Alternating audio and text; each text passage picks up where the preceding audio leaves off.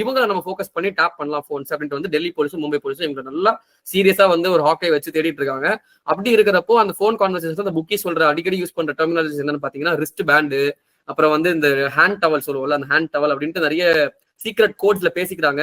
என்னடா இவங்க கோட்லயே பேசிக்கிறாங்க, ஒன்னும் புரிய மாட்டேங்குது அப்படின்னு பாத்துட்டு இருக்காங்க. அதே சமயத்துல சரி வெயிட் பண்ணுவோம், நம்ம வந்து காத்திருப்போம் அப்படின்னு சொல்லி வெயிட் பண்ணிட்டு இருக்காங்க. 2012 முடியுது, 2013 ஐபிஎல் ஸ்டார்ட் ஆகுது. இவங்க ப்ரெடிக்ட் பண்ண மாதிரியே 2013 ஐபிஎல்ல சில பெட்டிங் விஷயங்கள் வந்து பேசுறாங்க போன் கால்ல. அப்ப சொல்லக்கூடிய விஷயங்கள் என்னன்னா, அஜித் சந்திலா இந்த மேட்ச்ல இந்த ஓவர்ல இவ்வளவு ரன்ஸ் மேல கன்சீட் பண்ணணும் அப்படின்ட்டு வந்து இது போடுறாங்க ஒரு புக்கி.